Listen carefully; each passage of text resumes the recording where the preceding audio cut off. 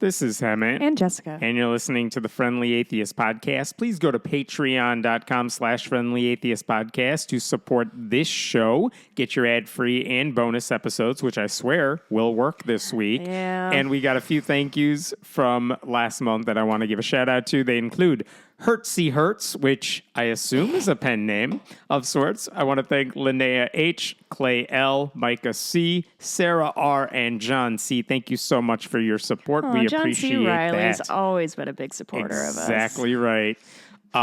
We have much to discuss. Yeah. Is any of it good? Remember last week we had good news? Some of it is good. Ugh, what a time to be alive. I know. It's weird. It turns out if you ignore the news, there's actually a lot of good stuff happening. Mm-hmm. So one of the most exciting things that has happened in terms of like a big law that we've been talking about is in the state of Washington. Yay. They have now officially passed a law requiring clergy members to basically function as mandated reporters. So adding clergy members to a list that includes, police officers, teachers, social workers, etc. But the important thing about this law is there is no compromise in this bill. It says we don't care how a priest learns about potential abuse of children, anything like that, even if it happens in the confession booth and some predator goes into a confession booth and feels guilty and wants to find a way to relieve his soul. Yes, and then continue doing whatever it is he's doing. A priest cannot just say, well, I guess that's your secret, and I'm going to keep it as well. Yeah. You may now continue with the predation. No, it doesn't matter. Even if they learn about it in confession, they are still mandated reporters, and they have to do this. When we talked about this a couple of weeks ago, the legislature had finally passed it. And while there was really no worry that the governor was going to be like, I'm going to veto it, he is Catholic, Bob Ferguson, in Washington. But even he basically said there's no reason there should be a compromise on this. We're talking about, child safety. But this week, the Catholic Church, or the Catholic bishops anyway, they have spoken out against this bill. And the Trump Department of Justice says it's going to launch a civil rights investigation into all this. Into what? Well, do they care about kids? No. Yeah, this is a fair question. What exactly is the civil rights violation happening here? And the answer is there is none, but they're going to pretend like religious beliefs trump child safety, right? Yeah. And so when we talked about this bill, we talked about why this compromise should not be happening. As one person who testified in support of this bill said, the argument from Catholic priests and the Catholic Church is confession is sacred. It's a right. It's important to us. And if any priest violates that secrecy, that oath they have taken to the church, they could be excommunicated, which apparently is a bad thing. And one of the people advocating for this bill actually pointed out, the church will, quote, excommunicate a good priest if he reports child sexual abuse learned of in confession, but they never take those actions against priests who are predators themselves. There's always a way for those guys to get back on the good side. Isn't there a story of a priest who confessed to something on the order of like 60 other priests that he was abusing children? Yeah, and they're all in Australia, thousands of victims, and many, many times this priest confessed to what he was doing, and it was kept silent the entire time. And you can say that's an extreme case. Why are we building any rule off of that? But the whole point is, what scenario are you okay with someone even saying once, I have done this, it's recent, no one knows about it, and I swear I won't do it again, even though I did it last week. And then the priest is like, well, as long as you're done with it. Well, and if you do 25 Hail Marys, then your soul is purged. You can go back to molesting children. Right. And one of the people against the bill, this is Bishop Frank Schuster of the Archdiocese of Seattle, who said it would be impossible for a priest to comply with this bill because the penalty for breaking that seal of confession is excommunication. What does he think impossible means? It's impossible for a priest to say, you told me what now? Excuse me, I'm going to go report this. Apparently they can't do that. It's asking too much of those priests. Do they literally believe in magic that like they're gonna... These people don't really have a great grasp on reality, I don't think. You're and also, their priorities might be out of whack. A little bit. And again, no one's saying this is going to happen often. It's the idea that at what point does your secrecy, your religious, faith-based secrecy, why does that ever override the safety of a child? And they don't address the issue. What they keep saying every time they fight against this type of bill is, listen, we will tell that person they should self-report or anything like that, but don't ask us to break our secrecy. They never address the fact that, okay, but a child was abused. A child may be abused in the future. Isn't that important? And they never respond to that. They just say, yeah, but secrecy. That is what they are hiding behind. Yeah. Like, in no rational world is getting excommunicated worse for anybody than letting a child continue to suffer sexual abuse. And if you would rather protect priests than children, then at least admit we don't give a shit about the children in the Catholic Church. Yeah. Stop hiding behind, well, we have a religious right to protect predators. Well, and I think it also kind of points to an interesting problem that happens within religion of this like black and white thinking of a sin is a sin is a sin. And if you used a condom during sex or dinged somebody's car or molested a child, those are all one sin each. And so this ability to kind of downgrade the seriousness of these confessions is, I mean, it's easy to manipulate, and they should be ashamed of themselves, frankly. I mean, they should be if they had any capability of doing that. Yeah. Under the new law, all mandated reporters, this now includes priests, even in confession, they're supposed to report suspicions of abuse within 48 hours. And if they don't do that, they could end up in prison. Yeah. They could have to pay a fine of up to $5,000.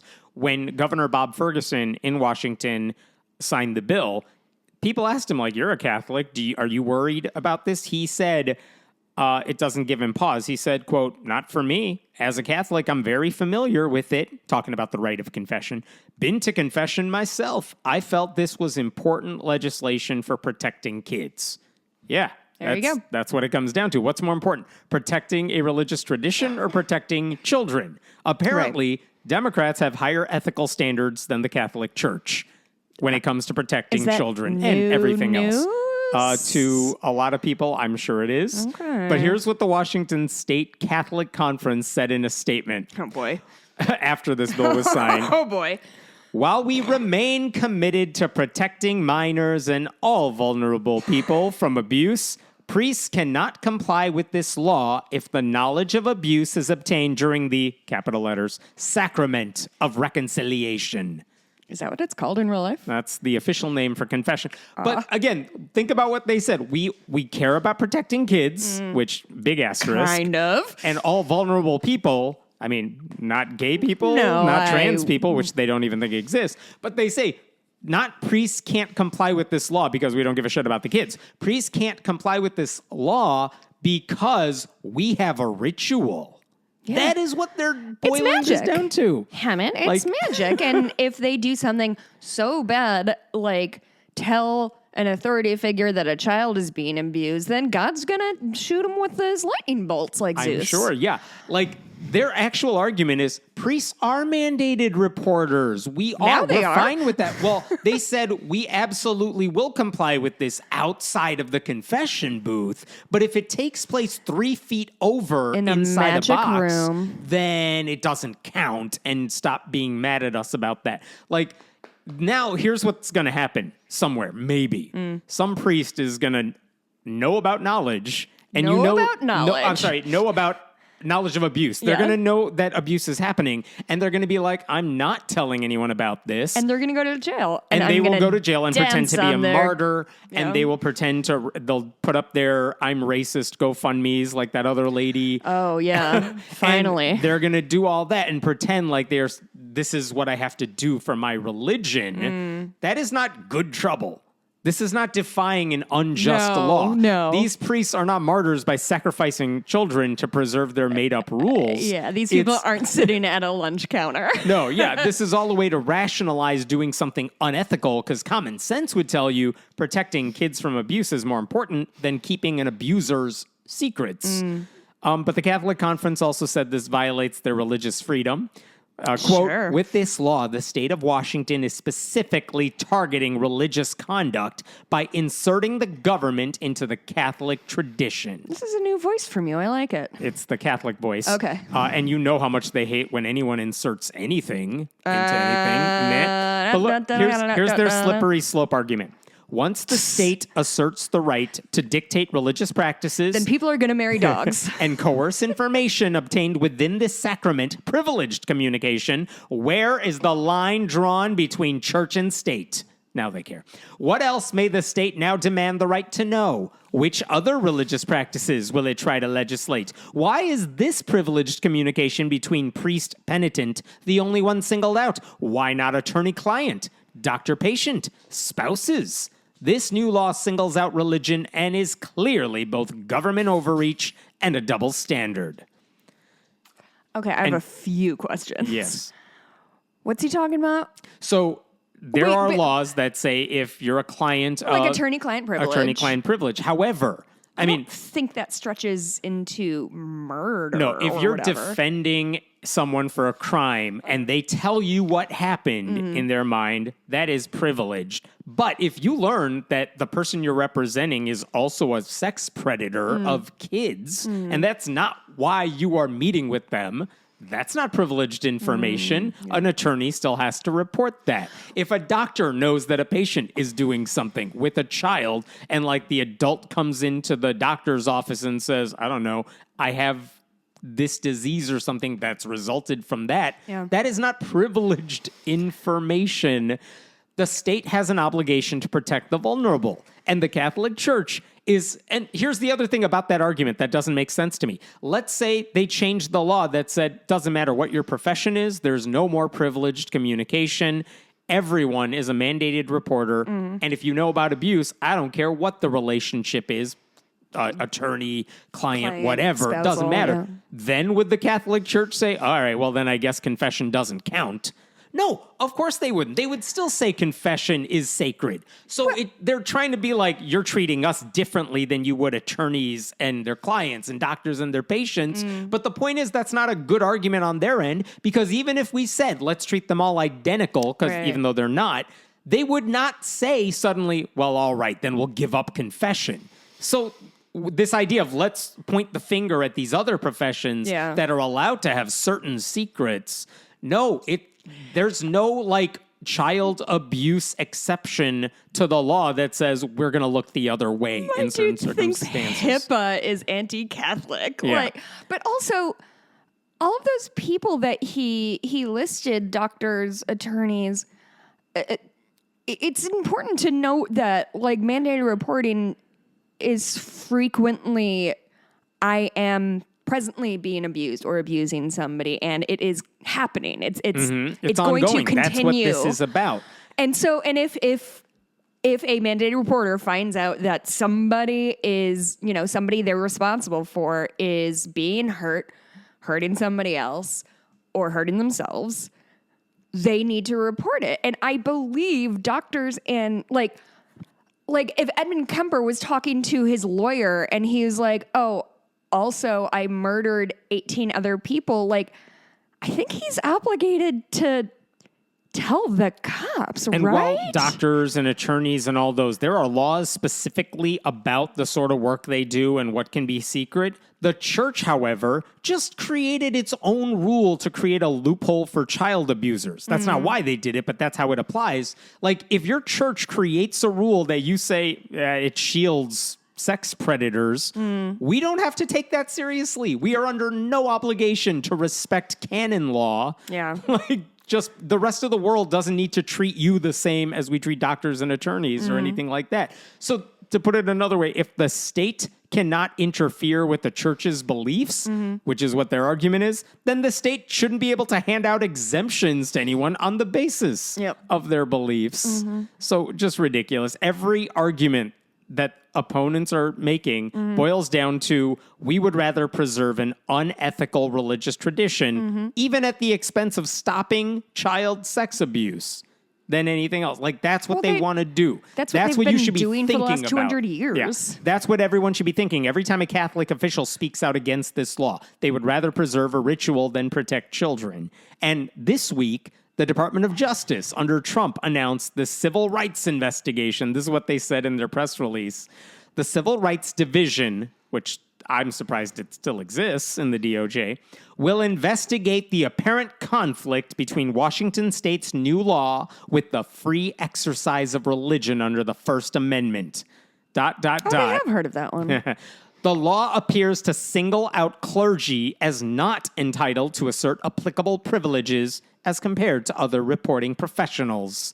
That's from Harmeet Dillon, who's one of those right-wing loons who now runs the Department of Justice. Perfect. I was hoping that would happen. But again, clergy members are not singled out. They're mentioned in this bill because they're the ones who used to be exempt and now they are not. But other reporting professionals are not bound by confidentiality when it comes to ongoing child abuse. And it's telling that these people, the Trump Justice Department, they did not focus on kids at all. They're focused on, we're protecting religious privilege here. They don't even care about the kids. And by the way, Noel Frame, who's the Democrat state senator from Washington who kind of led the charge. This is her third time introducing this bill. Finally happened. Her response to the DOJ's announcement: I shouldn't be surprised that the Trump administration is launching an investigation into a law that seeks to protect children from child abuse and neglect. I also think it's funny that they're like, this law is singling Catholic priests out. Like, dog, you shouldn't have done the shit that made you be singled out. Like, you guys should maybe have better priorities. And we wouldn't have to make laws that say, oh, if you find out a kid is getting molested or abused, you don't have to say so. Like, if that sits fine on your heart, then fucking congratulations. Right. Your religion's terrible. This is the same Justice Department, by the way, that recently lifted a school desegregation order. So shielding predators is apparently the only kind of civil rights they care about. Now, I will say, this is true of everything Trump. They are more interested in the press release than actually following through. They want the headlines, but there's no reason to think they're actually going to follow through with this. That's why you pay attention to what they do and not what they say, right? There's no lawsuit that's been filed yet. We don't know what the Department of Justice is doing. The Freedom from Religion Foundation condemned the DOJ's announcement, calling it a gross distortion of religious freedom and a dangerous misreading of the First Amendment. They said, and this is from Patrick Elliott, their legal director, protecting children from harm must be a priority that transcends religious boundaries. It is not anti-Christian to hold clergy accountable. It is pro-child, pro-justice, and pro-human rights. Yeah. Yeah, I truly, like, being held accountable feels so much like oppression of these people, and that's just not a great sign. Not a great sign. No. I am going to turn to a totally different story, but this one is good and bad, but there is a school board member whose voice you really need to hear. Oh. I watched this so many times over the past, 24 hours because it is rare to hear a school board member speak up the way this one did. Let me set the stage for you here as for what's going on. This is in North Carolina. I don't know how to pronounce this, but it's the Cabarrus County School Board of Education. And a couple of weeks ago, they were discussing adding an invocation prayer to their meetings, which, just to put this out there right now, city councils, for example, legally, thanks to the Supreme Court, they can have invocations. Right. And they're supposed to be open to everybody, and there has to be a fair way of letting people do it so that, and it can't come from the council members, but everyone can sign up to do it. However, importantly, this does not apply to school boards because students are involved. Kids are involved. So all the rules that the Supreme Court has issued, all the rulings they've issued, all the cases we have seen that have been ruled on, they all apply to state governments, city governments, not to school boards. School boards are not allowed to have invocations, period. But in this county in North Carolina, they wanted an invocation. So the person who made this request, her name is Melanie Freeman. I'm going to play a clip from her. This is not the one I want you to hear. But she basically pushed Christian nationalist talking points like, you guys, we have a national day of prayer. In God We Trust is on our money. We pledge allegiance to one nation under God. Therefore, we ought to have Christian invocation. She didn't say Christian. She just said invocations, but she wants to have them. Let me play this for you so we can all mock it later. Okay. But here is Melanie Freeman advocating. She's the one that wants invocations. Here's her argument. From the very beginning, when the Puritans touched ground in the New World, prayer has been the bedrock of this nation. The First Continental Congress relied heavily on prayer to move forward in their deliberations and bring unity in writing our Constitution. Today, our U.S. Congress begins each opening day with an invocation before reciting the Pledge of Allegiance. Many state governments, as well as municipalities, also begin their meetings with an invocation. We have a National Day of Prayer. We have In God We Trust on our money, and we pledge allegiance to one nation under God. The Supreme Court has ruled on 2 separate occasions that an invocation does not violate the Establishment Clause in our Constitution. And having an invocation is a time-honored tradition of our country. People need hobbies, but Jesus For these Christ. reasons and more, I respectfully make a motion to include an invocation to our agenda and meetings moving forward. I also ask this to be forwarded to the Policy Committee to write guidelines that may be voted on by this board. Okay, so that's her pitch. And again, what she said at the end there is we're not going to vote on the invocation, not at this meeting. Let's have our policy committee figure out what the rules ought to be, and then we'll go forward with the invocation. Okay. She's such a dynamic speaker. So much. Wow. But Once a generation order. Truly. The argument she's making, though, is everyone else does it. Why can't we? But again, city councils, state governments, substantively different from school board meetings where children are present. And also, just because you shoved Christianity into the law in the past isn't a reason to keep doing it in the future. I bet she has adult children who don't talk to her, and this is the way she's lashing out. So She just has that vibe, doesn't she? very much. But here's the thing. One school, there's 7 people on this school board. That was one of them. Another one, her name is Pam Escobar. She seems to be the only person on this board who's like, the hell are you people doing? Yeah. And she understood, without getting into the legal nuance here, and there isn't much. You can't have it at school board meetings. She tried making a personal, not legal appeal. Let's not do this because it's legally wrong. Yeah. But why do we want to do this? Yeah. And I want to play for you the speech she made after hearing what that lady just said, because she's very much just appealing to everyone's better angels, right? Look at this school board. We're a very diverse group of people. She's trying to be a voice of reason and sensibility, speaking on behalf of everyone in the crowd who doesn't have her platform. So again, here's Pam Escobar responding to Melanie Freeman's pitch for an invocation at meetings. You saw this meeting tonight.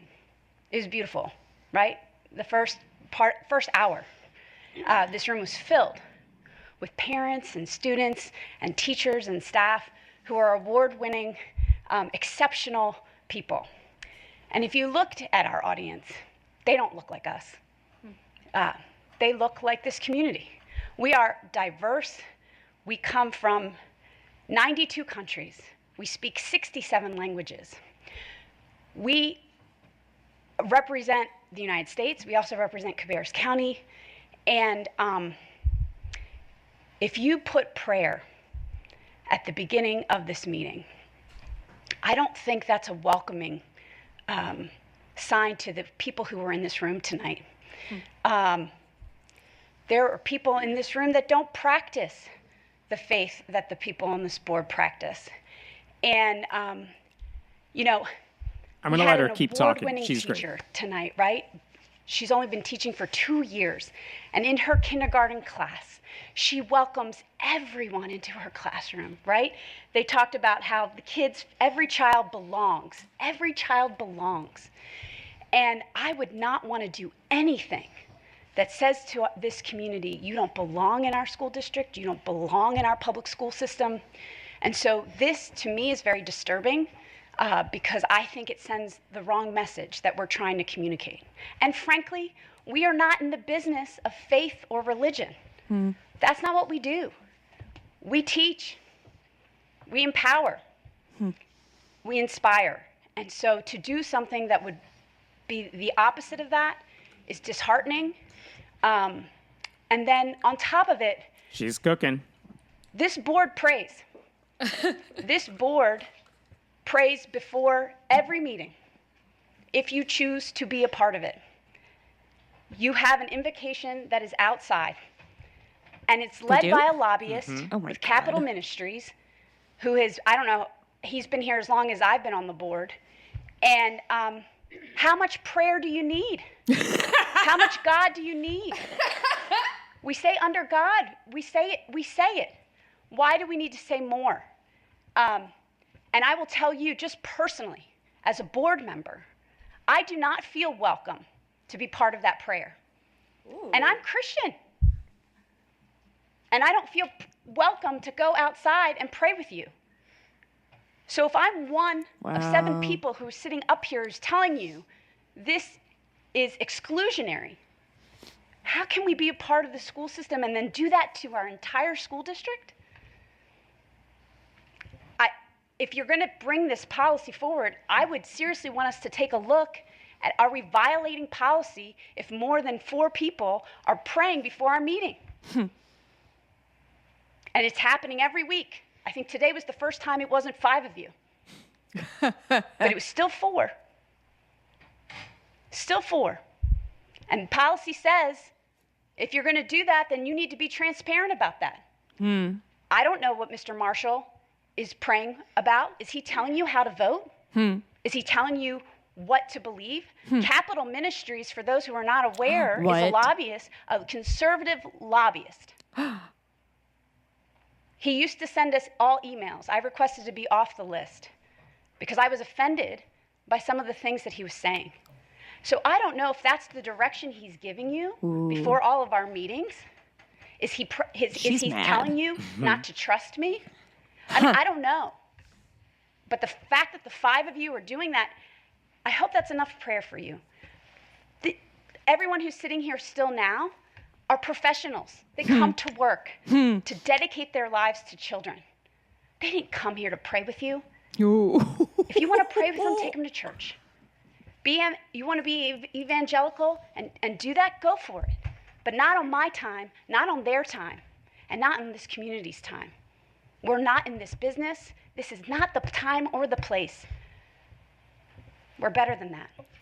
Okay. Oh, you can see why I wanted to play that entire clip for you. God. So one of the things she pointed out is that there's a lobbyist from Capital Ministries who leads invocations for her colleagues before their meetings start. And she pointed this outside of the meeting, not technically a part of it, which is why it's okay. But that group, Capital Ministries, is led by a guy named Ralph Drollinger, who actually hosts Bible studies for Congress. He's been doing this for years, but his message, and I assume a similar message from what her colleagues got, is that any opponent of like the conservative agenda is working for Satan. That's what Drollinger is telling people in Congress. That's chill. Presumably what their lobbyist is telling these people too, which is why she was getting upset. She's like, I want off your email list. Wow. That's what she was referring to. And as she said, she's a Christian herself, and even she doesn't feel welcome. What's going to happen to people in their community who are not Christian at all, right? So here's the thing. She says all that. Beautiful speech, very passionate. Her colleagues clearly don't get it. One of them then pointed out, well, other local governments pray, city councils, places like that, not school boards. So now she's getting even more upset because no one's listening to any of the things she's talking about. They don't give a damn about the community's diversity. So she tried again. And this time she's like, if we do this, we will get sued. And she pointed out. Appeal to their pocketbooks. Yeah. She said correctly, in 2019, another county in North Carolina, Rowan County, their commissioners, again, county commissioners, they were sued because they have invocations at meetings, but it's because the commissioners were leading Christian prayers at these meetings.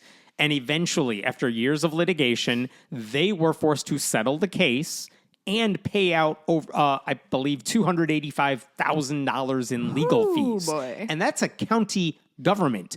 Again, the rules for school boards, the case law for school boards is way more strict. You can't even have optional invocations at school board meetings, but this is what she tried to bring up next. So here is her later. This is a shorter clip, but this talking the same about that. day? Same event. Okay. This is after some of her colleagues chimed in and they're clearly not listening to her. And guess what? If you do this, we're going to have legal challenges. So we're sitting here tonight talking about how much litigation we have and things that are in our control and out of our control, right? We can't control who sues us. But if you do this, it takes one person. And guess what? It goes all the way to the Supreme Court because it's in the Constitution. And Rowan County, the Rowan County commissioners dealt with this for 10 years ago. And it went all the way up. And I sent an article today to the chair, and I hope he shares it with all of you. The costs associated with doing something like this. So there are things you can control and things that you can't. You want to pray? You can control that you pray before this meeting. I don't need to participate in that, and I don't think you need to say that, make the entire school district join you in your prayer. And if you do, then you have to be prepared for people to sue us because they have the right to religious freedom. You want to talk about what's being an American, about being patriotic? That's American. Okay, so she's right about all of that. It would be very tempting, even in this legal world we're living in, for church day groups to sue if they went forward with this, because the line is pretty clear cut against school boards doing invocation prayers. So at that point, that first lady, Melanie Freeman, she chimes in. She's like, I'm not trying to force Christian prayers on everybody like you're accusing me of. I am just trying to force prayer on everybody, right? Like, I don't care what kind of prayer. It could be Baptist. It could be Protestant. Right. All the shades of white. Yeah. Like Methodist even. And she said, like, and she made this point, like, I didn't say we have to do anything that is against the law. Yes, you did, ma'am. The details of how we do this are for the policy committee to decide. Like, I'm not saying let's vote on an invocation. Let's have a group of people put together how we're going to do it in a way that is legal. And of course, the thing is, there is no way to do it that is legal. It doesn't matter if your lawyer draws up the rules. There's no way to get around the fact that you can't do this thing. Yeah. So she makes that pitch, and all of this infuriates this nice lady even more because, again, if they had any sort of policy, like my argument is, it doesn't matter what your policy is, it's still illegal. Well, but my her argument is they have better shit to be doing. That is exactly what her argument was. She basically said if we had any kind of policy or we had to craft a policy, it is only going to create more work and more chaos for our staff. Why? Because they have to then figure out a way to select the speakers and create rules for the invocations and what happens if some speaker doesn't follow the rules. And then they got to make sure the district is open to people of all faiths and no religious faith. And what happens when a Satanist wants to do it? And what happens when an atheist wants to give an invocation? Yeah. Like, all of this is stuff you got to consider. And they don't have to do any of that right now, which...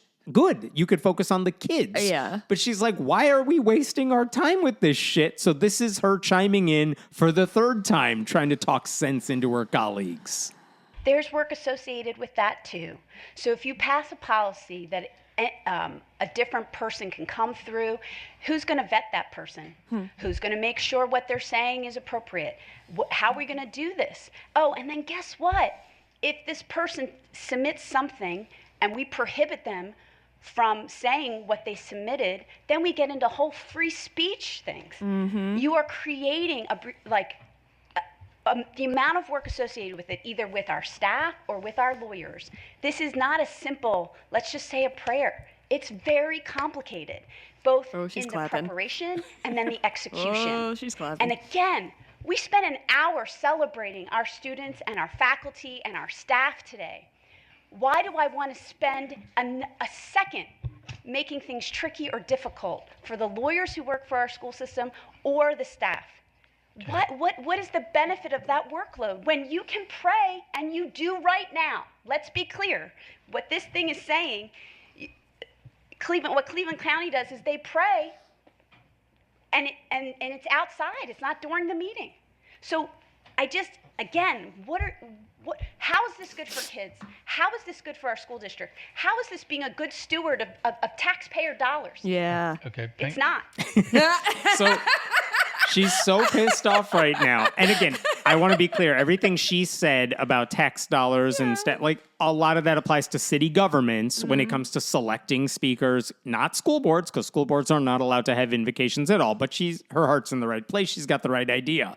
And her point is, this is not as simple as saying, let's just have an invocation and be done with it. No, because it's so much more complicated, and no one on this board seems to understand what's going to happen down the line when they do it. There's no set of rules that is going to make this okay. Yeah. So then the school board's attorney at the meeting chimes in and says, well, we can work to craft a policy that will minimize legal problems.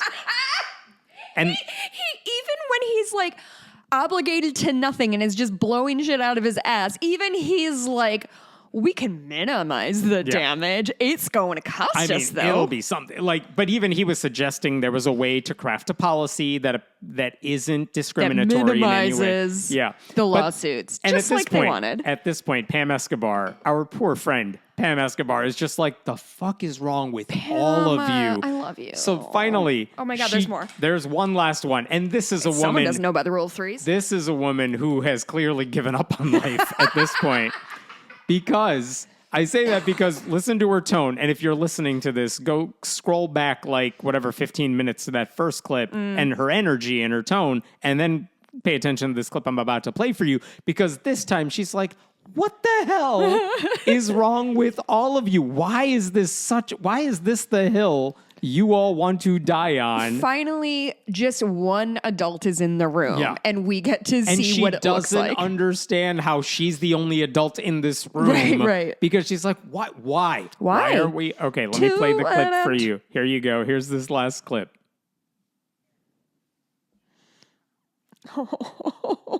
I'm sorry. I'm going to go back for a second. She said, I don't know why you need prayer to take this job seriously. I don't know why you need prayer to take this job seriously.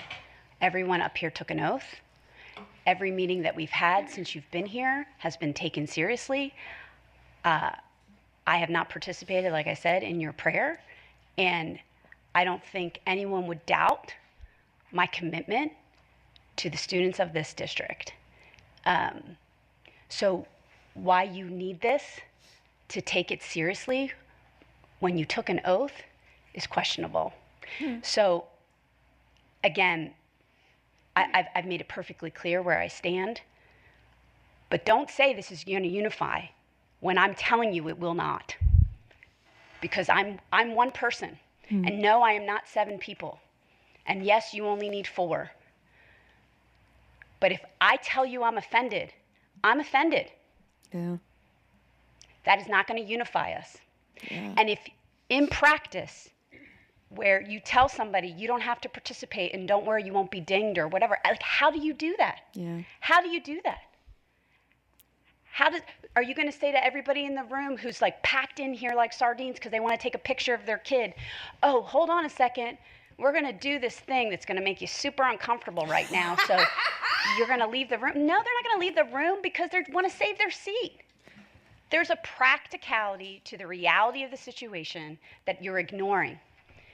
But also the fact that you're ignoring the words that I'm saying and making that you're saying that's your argument, that we won't be solemn enough, we won't take this seriously. What have you been doing for the last 6 months? Huh? Why do you need this? How does this benefit kids? And I have not heard a decent answer. Okay, so I need to give her a hug. Right? I love her so much. So this is how you challenge invocation. She appealed to every part of them. Look at this community. We don't need it. Look at the pocketbooks. We're going to get sued. That's stupid. And also, you all took an oath to do your job for this school district. If you need prayer to do your job, what does that say about the oath you took? Apparently, you don't really take that seriously. What have you been doing for the last 6 months is chef's kiss. Oh my God, she's so angry. Right? So she knows she's surrounded by these like religious zealots. Dum-dums. Yeah, who want to turn school board meetings into church meetings. And here's what the thing is, like, let's say they go through with invocations. She knows, and we know how this would go. Satanists will want to deliver an invocation. Some local pastor is going to say gay students go to hell. What happens when someone invokes the name of a god the majority of people don't believe in? Or what happens when a member of a minority faith or non-traditional faith want to give an invocation, but there's no room in the schedule to fit them in? And why is this the issue this school board wants to go down on? Like, why is this so damn important compared to everything else they're going through? And she's practically banging her head against the wall, trying to tell her colleagues why they should care about students instead of themselves. And not a single person on that board came to her defense in any serious way. I just adore her. Right? So at the end of all this, I can't wait till she's our president. right? At the end of all this, they voted 5-2 to continue with the drafting of a prayer policy. And that is where we are now at. That policy will then have to be discussed and voted on, and the public will get to chime in before it goes into effect. But a smarter school board would not waste their time doing any of this shit. By the way, Escobar, the lady who we were playing, she used to be a reporter in print and on TV. It would explain why she has some grasp of what's going on here far better than her colleagues do, and how she's so eloquent when it comes to explaining why these other people are completely out of their minds. Was that all off the dome, too? Were those prepared remarks? Not prepared at all. Holy shit. So the only hope now is that this policy... Do you think she could be a speech coach for you? Oh, hell yeah. The only hope now is that when this policy committee looks into the matter, I don't know who's on their policy committee, if it's a subset of the board or someone else. Yeah. But when they look into it, I hope they just realize, oh, we shouldn't be doing this because the risk of litigation is too high. But if these are the people elected to the school board, who knows? Like, there's no sensible invocation policy to have at any kind of government meeting, but that's especially true at a school board meeting. So if they decide to shoot themselves in the foot and move forward with invocations, I mean, I don't know what solace you get from knowing you have the best interests of the district at heart, but your colleagues are idiots who would rather waste thousands of taxpayer dollars paying legal bills. Yeah, she should definitely practice her told you so dance. That's going to come up pretty soon. So right now there's no timeline for when the policy will be delivered, when the policy committee will finish with its task, but also just to show you, like, here's someone trying to do the right thing and just speaking to brick walls across the board. For some reason, it just made me think of the Andrew Wakefield vaccines and autism connection thing, because not only did his bullshit bad medical whatever harm people, promote anti-vaxxism, all that shit, but in the wake of that, all of the money that's been spent to reaffirm that vaccines do not, in fact, cause autism, because that ain't how autism works. Wasted time, wasted money, wasted brains. Like, these people who are doing this study have better things to do than just proving the sky is blue. Back in the time when Richard Dawkins was known as a good science writer and not a transphobe, I got mad because I loved his books on evolution, and I got seriously pissed off because the more books he wrote, he was like, I thought some of those books went into depth about evolution in a way I'd never seen written before.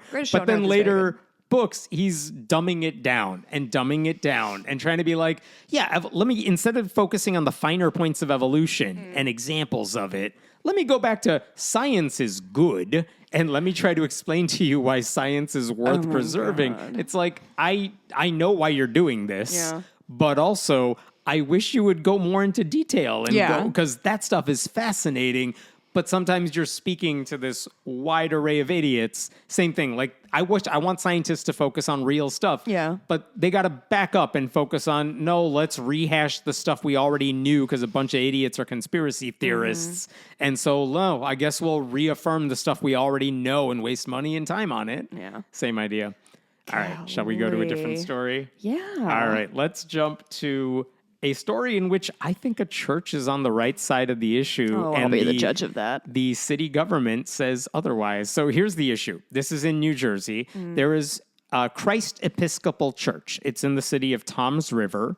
And this is a church. It's a very wholesome name for a town. Very generic and very, They have on the church's property they have a couple buildings, and one of them is home to a couple of nonprofits, like that work out of their building. One of them is the Affordable Housing Alliance. Very nice. Okay, fine. So last year, the church knew, like, oh, you know what we should do to put our money where our mouth is? We should build a housing facility on our campus. We want to build a 17-bed shelter. Oh, wow. And the reason they wanted to do it is because in their community, and I don't know if this is in Tom's River or the county it's in, there is one shelter in town, but it only offers overnight lodging and only when it's cold. Oh, and I see. that one was on the verge of shutting down. There's another one that's only open to families. And also local housing is really expensive. And cheap alternatives, like maybe motels or stuff, those are disappearing. So they said there is a need for free housing in this community. We want to build a 17-bed shelter on our land. However, they know they are zoned in residential property, and you can't just build something like that without going to the government and asking permission to be able to do this. Is this considered a commercial property or is it like a social service? Is there a third? Good question. I have no clue. Okay. But the church asked permission from the town zoning board. Can we build a 17-bed shelter? And they said at the time, the church's attorney, Harvey York, he said it's a good use for the property. Yeah. That's one of the reasons the town can offer permission. You have to have a good reason for doing it. He said it's a good use for the property. We have funding, and we would renovate the existing building to accommodate it. And said the answer really is the church is the right place. The attorney said there is already counseling here. We are not putting 200 people here. It's 17 beds. And so this made sense for the church. It's an extension of the work they already do. Yeah. They're providing a space that doesn't exist in the community. And they just needed an exemption to the zoning laws because of where this is situated. So they have to prove they are offering something with, quote, inherently beneficial use. And you would think a homeless shelter, Yeah, that feels pretty. that feels inherently beneficial. Yeah. Okay. So over the past month, they've had to make this case to the zoning board. And in true NIMBY fashion, right, not in my backyard, all these residents in this wealthy community are complaining that if you have a homeless shelter on the church property, it's going to attract unwanted people to the community. This is what one lady said. I don't care if you're going to call me a NIMBY. I don't care if you're going to call me a racist. I am not. I am a taxpayer, and I just don't think it's fair. It's not fair. It's not fair to her. She said that this shelter... She's a white lady, is she? She may be. She said the shelter would act as a, quote, magnet to draw even more unhoused people to the site. And then everyone applauded, which... Yeah. Oh, by the way, she also argued... Boo, helping people. She complained she had seen unhoused people sleeping on benches. Can you imagine anything worse than that? And some of them smoked. And she worried they might set the building on fire. And then she said, and I quote, "My house is wood." Direct quote. So she's afraid... She is afraid that opening a homeless shelter will result in her own home burning down. Right, because they smoke. Have you ever heard of catastrophizing? Because sometimes I do it, but this lady is for sure doing it.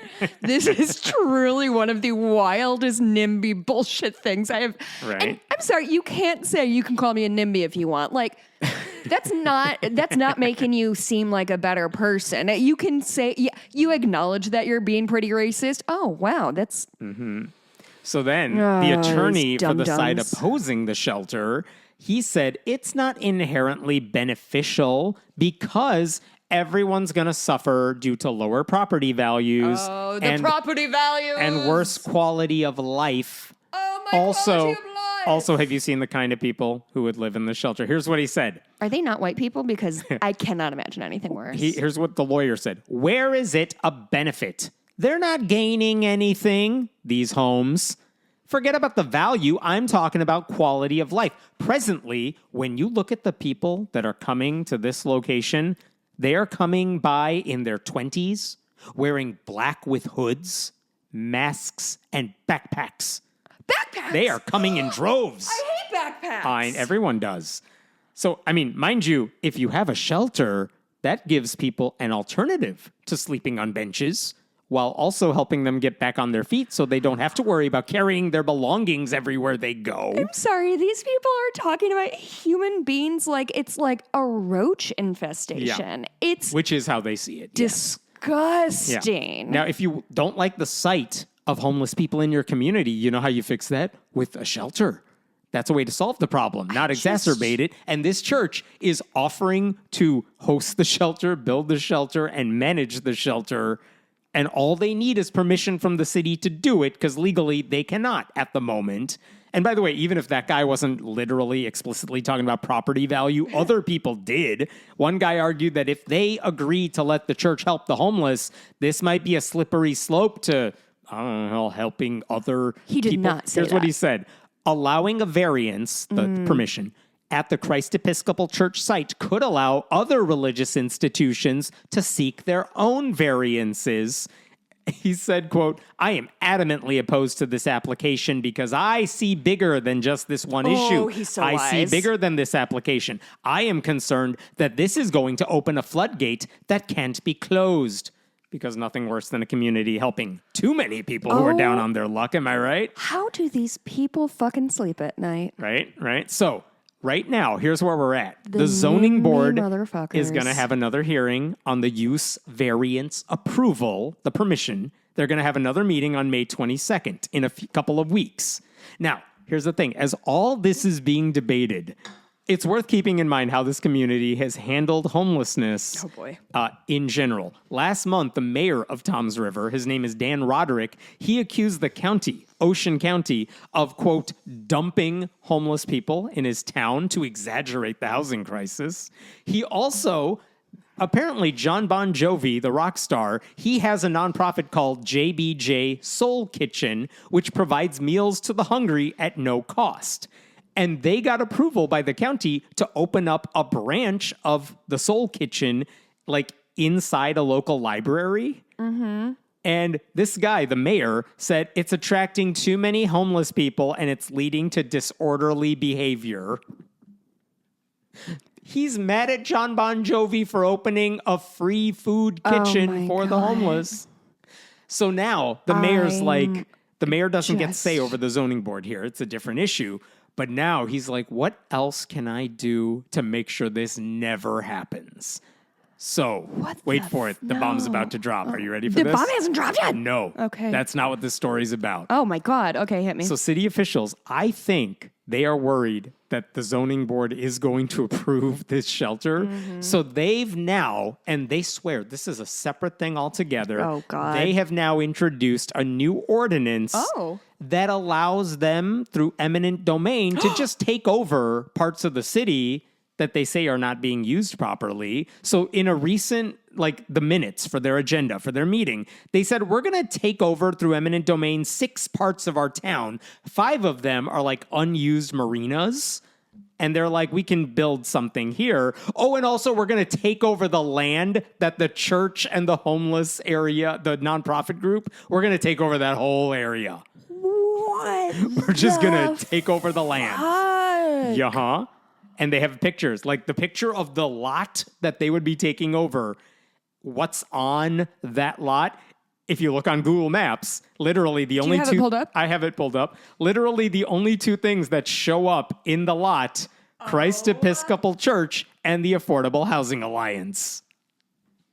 That's the lot they now want to take over. I'm sorry. And Do you know what's right next door to this church? What is right next door? Fucking golf course. Oh, yeah. I'm sorry. In the city. You have a golf course next to a church and you're worried about your quality of life? What are you worried people are going to like run onto the fairway and steal your golf balls? Like, what the absolute fuck? The city says this has nightmare people. This has nothing to do with the proposed shelter, you guys. That's a separate issue. Our goal, which we have been working for a very long time now, is to create 5 days. is to create a public park that has pickleball courts. Oh, the white people of it all. Oh, Come look at the picture. They have a design. This is where the church. This is where the church used to sit and the Affordable Housing Alliance. But now, if they develop it the way they want to, it would be a soccer field and like 10 pickleball courts and like a skate park too. You guys, come on, skate park.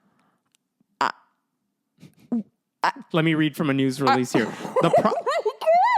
The property, measuring dozens of acres, could also be used for the construction of pickleball courts, tennis courts, a skate park, and playground.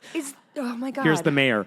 There is no playground for kids anywhere downtown for the most part. Then tear up the golf course. But specifically, this would serve about 20,000 families who live between St. Joseph's Church and Washington in that diamond, blah, blah, blah. There's nothing there servicing those kids, and this would provide 20,000 to 30,000 people with a place to play.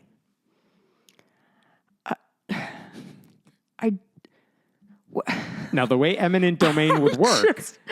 Is there a church on the property? Like, is there The a Episcopal Church. Like, people go to church every Sunday? Yes, that's a good question. And they're going to tear down a community church? If there was a church on the property that wasn't being used, you could make a fairly strong case for eminent domain. Like, no one's using this land, so the city's going to take it over. In fact, this church has average Sunday attendance of more than 150 and is a hub, according to the Episcopal Church Service, for community outreach, hosting more than 20 support groups, and running a food pantry, as well as a weekly clothing distribution effort.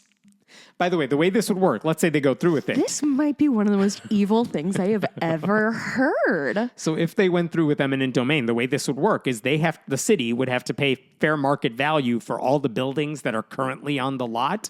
And the church is worth an estimated $2.5 million. But also you have to make a case for why it has to be this area and not anywhere else. And I have yet to hear why this is the only space in Tom's River where a downtown public park could be built. This is the plot of a Muppets movie.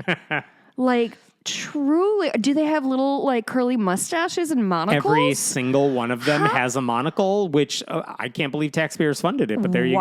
Now, you have to wonder how the local residents who oppose the shelter would feel about the park, because if you're bringing in 20,000 to 30,000 people... And a football... Or and a skate park. The skate park. Are they upset I'm with sorry, that? Are the skaters the good guys now? Because my husband will tell you. I was led to believe by every movie in the 1980s that those are not the good guys. Oh, yeah. But there you go. Mikey got tickets for skateboarding like it's 1940. Are they going to be upset with all the noise and the strangers coming to use the park? Or was all the stuff they said in coded language about we can't have certain kinds of people in this area? I don't know if you've ever lived near a sports center.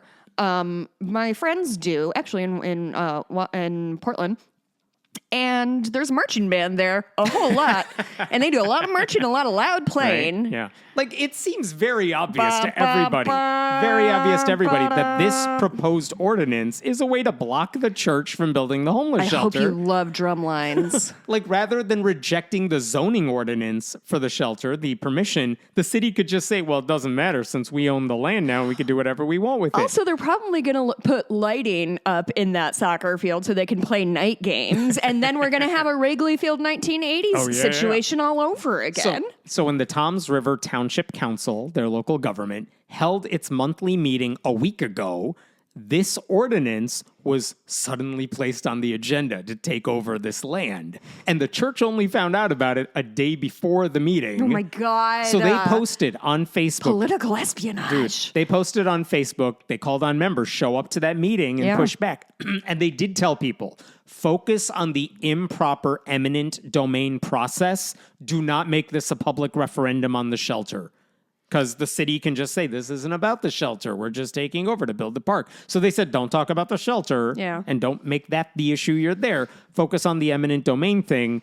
But one of the things they said in this Facebook post, Toms River Mayor Daniel Roderick is initiating legal action to force the sale of the Christ Episcopal Church property to Toms River Township. It won't work legally, but it could be quite an effort for us to prevail. Sure. And keep in mind, the property belongs to the Diocese of New Jersey, meaning we're not the ones that are going to be suing over this. Like, it'll be the big guys. So we are far from alone. They added, today, the inclusion of the church property in an ordinance to obtain 3 marinas in downtown was sneaked onto the agenda for today's township council meeting. Today is just the introduction of the proposed ordinance, and it would take months, if not years, to complete the process. But the earlier in the process this can be dealt with, the better. More details will be provided in a few hours. One recommendation in opposing this action, do not make a case for the shelter. there needs to be a razor-sharp focus on the improper eminent domain process and not make this a public referendum on the shelter. That should be dealt with separately. Interesting. So what are they really saying? That's the Episcopal smart. diocese could fight this in court. They have the resources. They could also make the argument that there are no other Episcopal churches nearby. So if you take over, you're actually depriving us of our ability to worship freely. And that might appeal to conservative judges who might hear this case. And so here's the thing. Word spread quickly. There were a lot of supporters of the church at the council meeting. But this wasn't really up for discussion. This was more of because this isn't public comment time. This is more of let's just introduce this, because to do this legally, we got to put this on the agenda and move it forward. And later we can have public discussion on this. But here's the thing. I think there are like 8 members of the town council. 3 of them know what is going on clearly. And they're very opposed to this. Oh, okay. Right? But the majority seem like they're ready to move forward with the park. So here's the thing. There was a proposal first to table the motion. Let's not even bring it up at this meeting. Let's not get a ball rolling. And so they wanted to, I'm going to spoil this for you a little bit. They did not approve tabling the motion. They wanted it to come up. Okay. And they did vote to move forward with the proposal. Jesus. But that's not the story here. I want to play for you a clip. This is spliced together from a few different scenes from a very long argument about all this. But you're going to hear some very loud, very angry council members. And the people I'm playing for you, they include Thomas Niveson, who opposes the plan. He yells at one of his colleagues, "For the first time this year, do the right thing."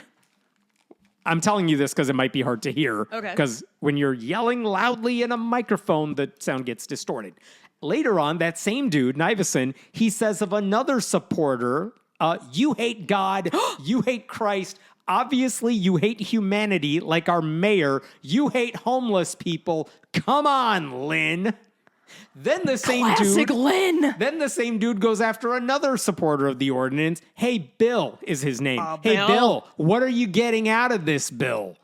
And then a different member of the council who also opposes the ordinance, he starts leading the room in the Lord's Prayer, which that's not helping. But then a third guy who opposes the ordinance, he says, "There is no way on God's green earth anyone should vote for this ordinance." That is setting up the town for yet another lawsuit, one that I don't think the mayor understands the scale of. This is bad in every direction. All right, let me play this for you just so you know what's going on here. Okay. Oh, you'll enjoy it. I implore all the council people up here No discussion. to table No this. discussion. We're going to discuss it. No This is discussion. Niveson. It's I a think first- the town wants it's a some first discussion. It's a first reading. I know. I don't care if it's a first Well, reading. we have rules. You need to obey Yeah, the your rules. No, the Yeah, council. no, your rules. No, the Justin. council rules. We have council rules. Okay. Mr. Pasquale? We need to take Washington Street you- off of this. We need to take Washington Street off. Council President Lamb. No. Come on, Craig. Do the right thing, Craig. Hey, you're getting out of order. Craig, do the right President. thing. You're out of For order. the first time this year. Do the right thing. You're out of order. Come on, Craig. You're out of order. Yeah, I know I'm out of order. Well, you should get back in order. Get back in order. You'll be removed. Come on, Craig. We can't. Craig, for once, Craig. Vote the right way, Craig. For once. We've got to be able Do to, the right thing, Craig. Councilman Iverson, we have to be able to conduct the meeting. We have to be able to conduct the meeting, please. Okay. Why, Lynn? Hold on. That's You not hate, Motion on the the way floor. we you hate conduct- God, you hate Christ. That's not the way we conduct business. Please. Obviously, you hate humanity like our mayor. You hate homeless people. Come on, Lynn. For once. Once, not once since you've been up here, have you done the right thing? I'm doing the right thing. So Oh, why don't you wait, write down? Oh, come on, Lynn. Order. Point of order. How can you You're even out of look at- order. well, You're out of order. I know You're out I'm of order. David, you're out of order. David, you're out of order. David, you're out of order.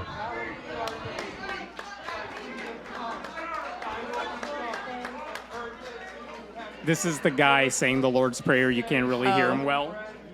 Is our next shirt going to be just "Come on, Lynn"?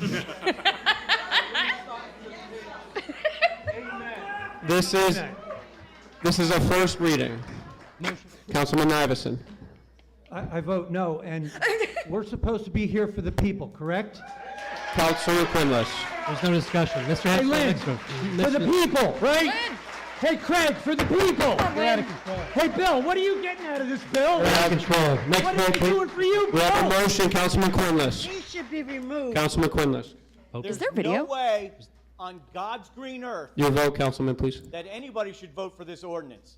This is setting up the town for yet another RLUIPA lawsuit, one that I don't think he understands the scale of. This is bad in every direction. My vote is unequivocally no. Just to give you feedback on that, RLUIPA that he mentioned, you've heard of the Religious Freedom Restoration Act, Yeah. which is a bill that basically says if you have a religious thing you got to do, that kind of overrides the law, and it's been weaponized by the religious right. RLUIPA, RLUIPA, that's the acronym for a different type of law, an extension of RFRA that basically applies to protect houses of worship from zoning discrimination. And he's saying, if you move forward with this, they There's could gonna be a sue you lawsuit. over that. But anyway, they voted 4-3. We're not going to table this discussion. And they voted 4-3 that this ordinance passes the first reading. Jesus Christ. So it you will, hate Jesus. it will now be considered again and voted on at their next meeting, which is on May 28th. and we're gonna go. And It's the show of the year. dude, and that meeting will also allow public comments on the motion. Oh, So can there we is more. please go? Can you send me on a reporting assignment to New Jersey? So here's the thing. We've talked a lot about church-state separation and churches sometimes demanding public money for like private renovations and stuff. This is not that story. The county is not providing the sort of shelter this church wants to provide. Church officials are not only offering to do it, they're going through all the proper channels to get legal approval. Like the controversy that has emerged has everything to do with what obligation a community has to people with nowhere to live. And some residents would prefer not to deal with it and hope the people in need just give up and go away than actually helping them in any meaningful way.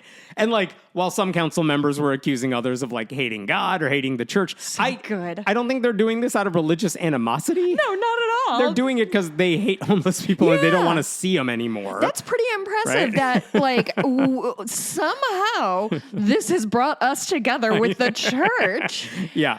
Good for- I don't think Lynn hates what? God. I don't think she hates God. I think they're all religious.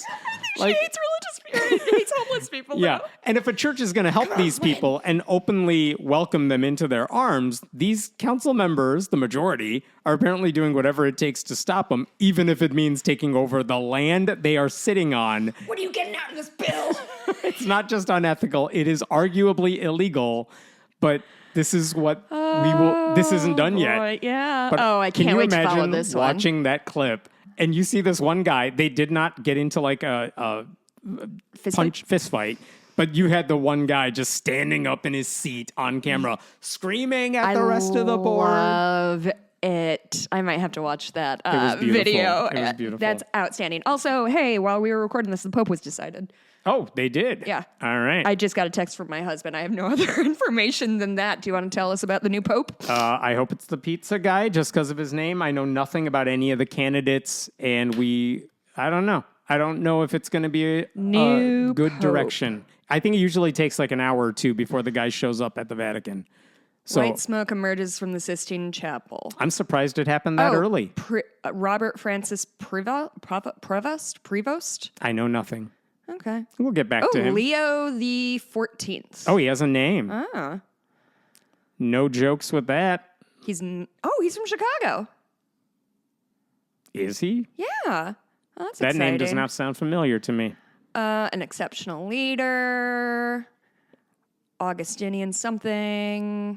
We'll He's get back to somebody you all that, next even though week he's from on the this. West, he would be very attentive to the needs of the global church. Talking about somebody who spent over half of his Ecclesiastical. career abroad as a missionary in Peru. All Interesting. right. Interesting. We'll have more on that when we learn more. All right, let's go to a different story here. This is from Texas.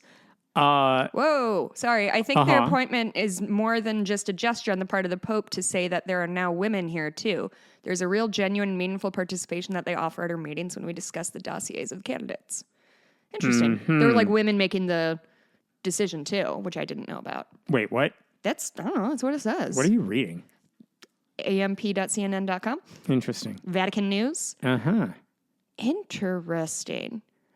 3 women who were made members of the dicastery for their bishop. Boy, I am showing my whole ass here, hey? For bishops. Don't worry, we're only recording all of it. Yeah, so there's 3 women who were part of the decision-making They were not process. part of the decision-making process. Well, they were physically there, so fucking suck my dick.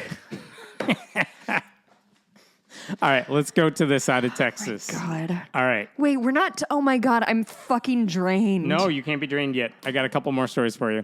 These are faster ones, though. I can't wait for a Pope with Chicago accent. I don't think... I'm surprised if that guy's from Chicago, because I don't remember his name coming up in any of the Chicago Catholic stuff.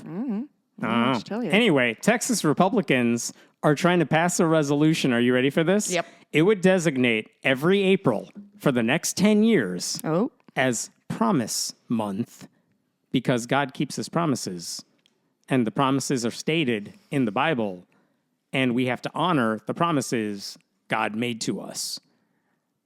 That is their resolution. What? Resolved that we designate April as Promise Month. That's what it is. They are basically making a resolution. You know you haven't explained to it, symbolize right? the promises God made in the Bible. You can keep saying promises, but it still doesn't mean anything. Here's what it says in the whereas clauses. It's going to say promises again, and I don't have time. It says it a lot. God has given us his great and precious promises of love, hope, joy, peace, kindness, goodness, faithfulness, wisdom, and strength, and power to the weak.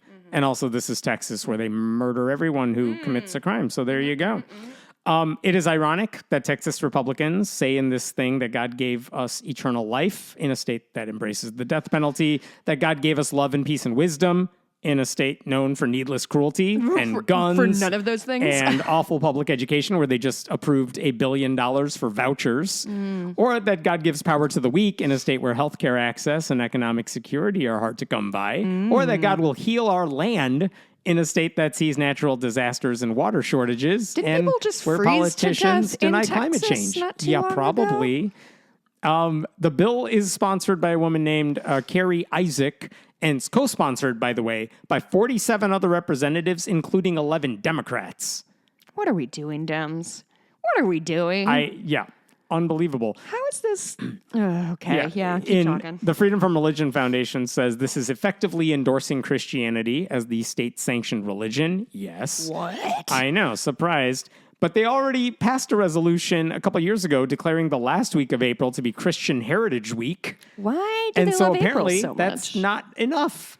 It's around Easter. Yeah. They, not satisfied with merely a week recognizing their privilege, they now want to expand their theocratic reach by claiming the entire month of April as one of Christian celebration. Here's the main problem is that they're putting all their eggs in one basket. They need to find something that's in like late August because no one's doing anything Yeah, there's in a August. huge gap there that they're just waiting to fill. These people are fools. Right. You're going to compete with spring break? Come on, church. The irony is Texas Republicans don't care about what God promised in the Bible because nothing they do follows the Jesus who delivered the Sermon on the Mount. Like, you might as well pass a resolution that just says, yay, Old Testament. That's the only part they care about. It's not like they read the book. It doesn't really matter. That is wild and stupid. Yes. And I got one final quick story for you. Is this quick? We'll find out. Oh, God. But Oklahoma Republicans, there you go.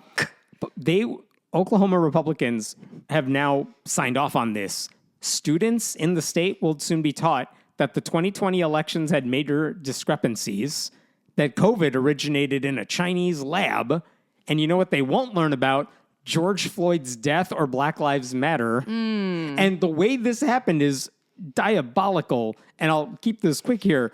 We talked months ago where Ryan Walters, their superintendent of public instruction, he put out social studies standards for the whole state for all students in public schools. And when we talked about it, this is back in December, those standards made national news because it was full of religious indoctrination. He even bragged in his press release, these standards mention the Bible and its historical impact over 40 times, right? And what did that mean? Like, first graders would be taught the purpose and meaning of the Pledge of Allegiance and the significance of the phrase under God.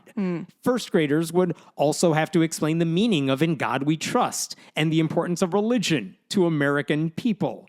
And second graders would be taught stories from Christianity that influenced the American colonists, founders, and culture, including the teachings of Jesus of Nazareth. God, that's so boring. What else did we have? We had older kids would have to evaluate the role of Judeo-Christian ideals in supporting colonial demands for independence, as exemplified by the Bible being a frequently cited authority by America's founders. It was not. For high school students, it got even worse. Christianity and slavery were only connected through Christian humanitarians who called for its abolition.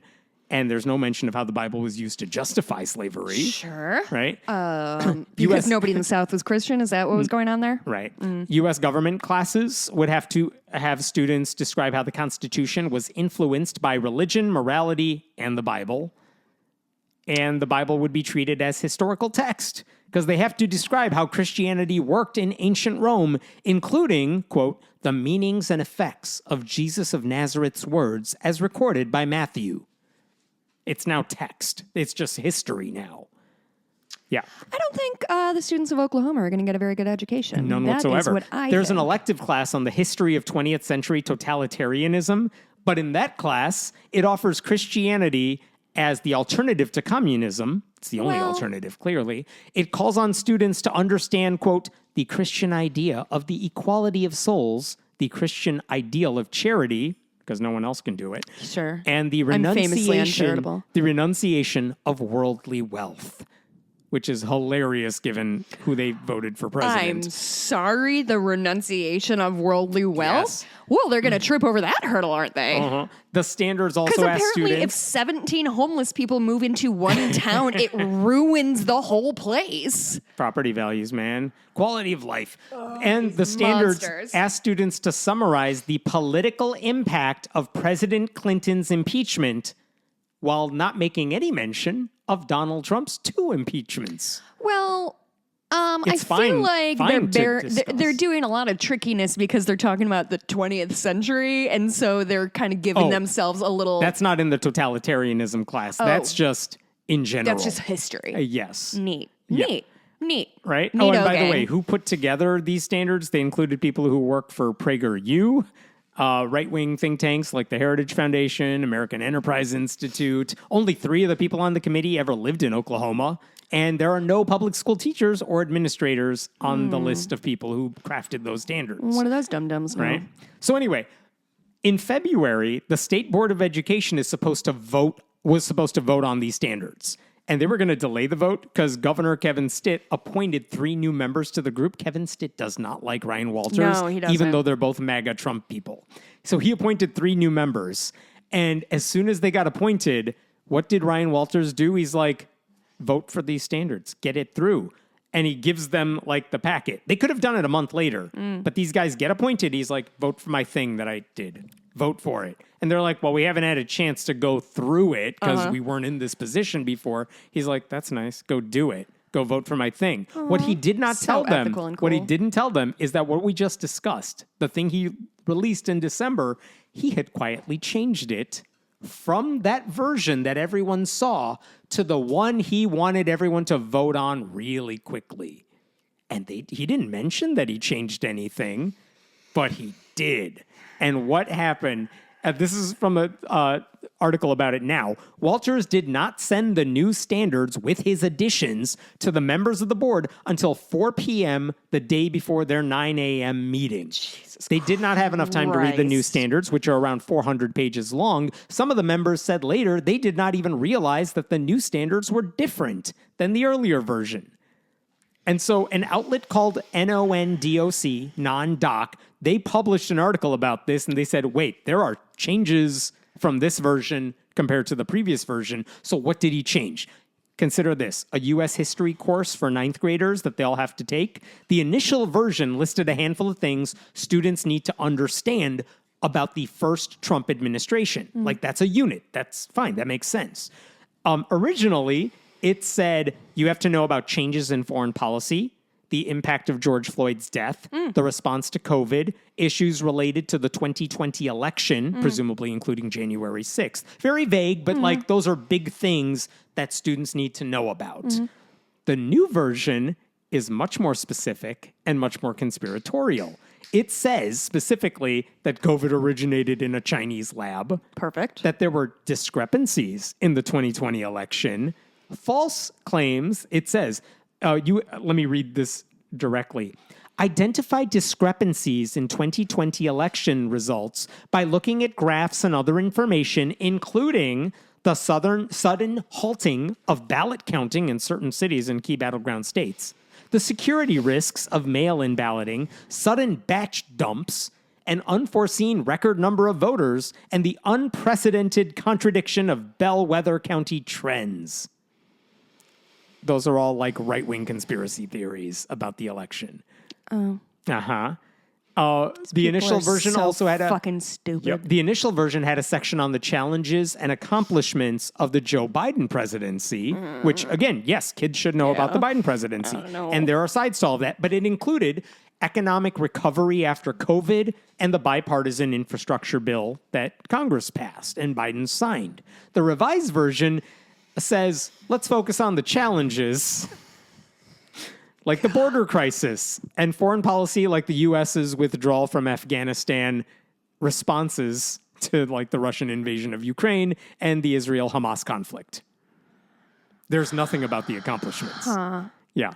The initial version asked students to compare Judeo-Christian beliefs to communism. Sorry, are they framing that getting out of Afghanistan was a mistake? Is that how they're framing it? It was a mistake because people died. The alternative, of course, is different people died. Is that a lot of other people would have died. Yes. I mean, was it a botched withdrawal? Yeah. But there was no good alternative. Well, and also now we're when done. we've been there for 57 years or whatever, you just sort of have to get out. Remember that section about the Christian equality of souls and ideal of charity and renunciation of worldly wealth? He just crossed that out altogether. Easy peasy. Yeah. Because why mention that everyone's equal? Right. So anyway, none of these changes were made prior to the public, like, knowing about them. Walters didn't mention them.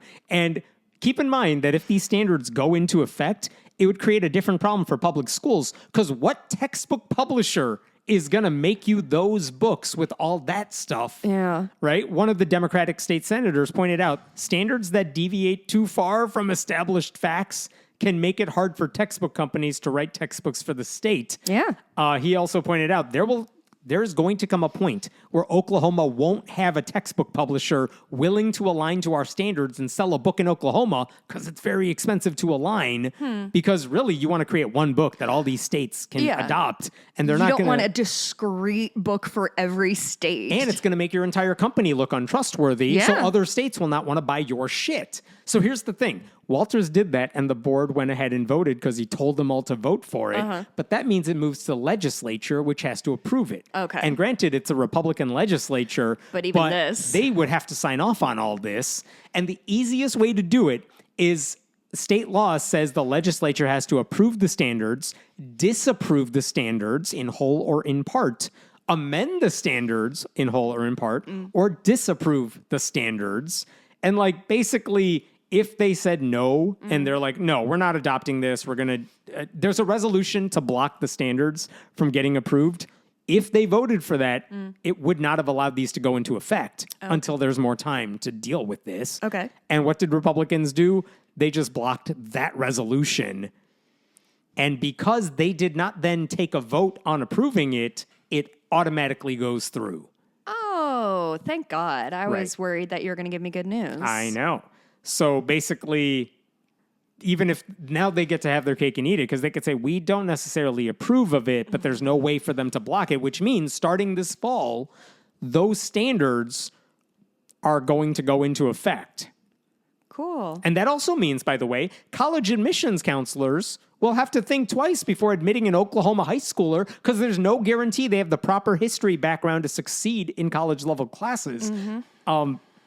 But, well, they don't care about that. No. So there you go. Walters, by the way, is celebrating all this. He said it's a major, the rejection of the resolution to get rid of the standards.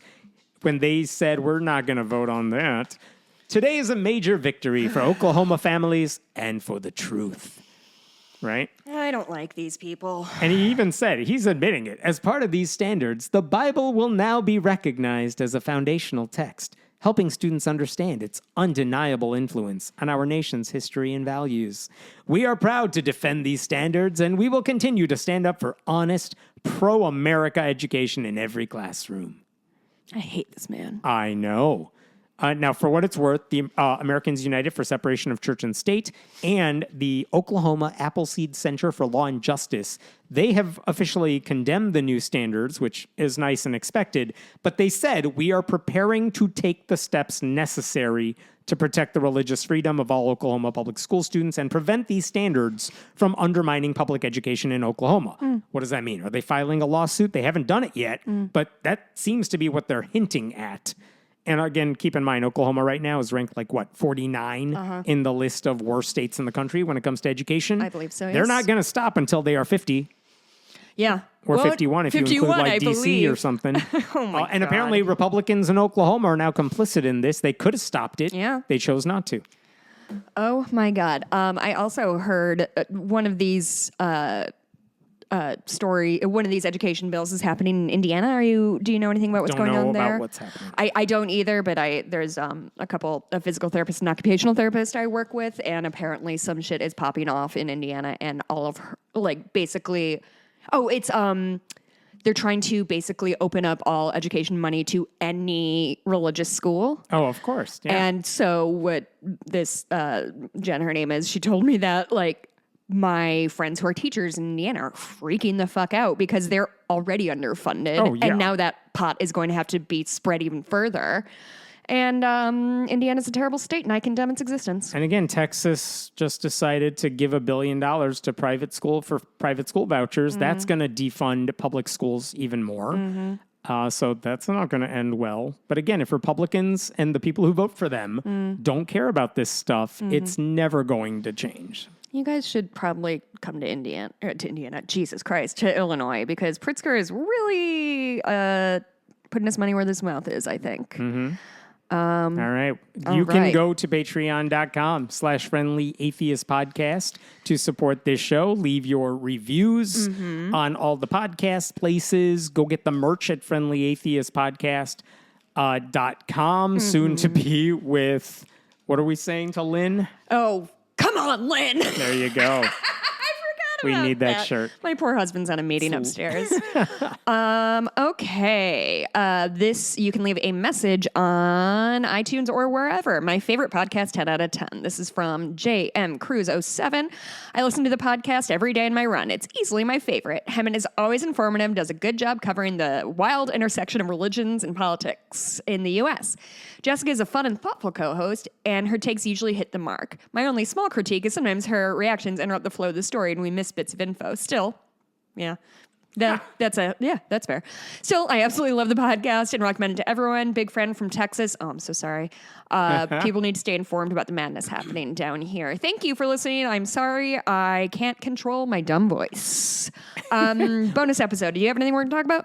I'm going to give you a chance to talk about sinners again because it didn't work last week, so we're going to try that again. Doesn't know how to use a computer. I don't. Although that's only the second, I think, episode we've ever Glitched. I know. Thanks for saying that. I knocked on wood. You heard it. And I watched a movie I'll talk about briefly. It seems like something you would enjoy. What's it called? Black Bag. Oh, I've heard of this. There you go. And you think I'd like it? Yes, because I didn't. So. And I also saw a movie over the weekend, at the Music Box. It was like a special preview. It's a movie, Friendship, starring Paul Rudd and Tim. Oh, cripes! What's his name from I Think You Can Leave? Robinson. Tim Thanks, Robinson.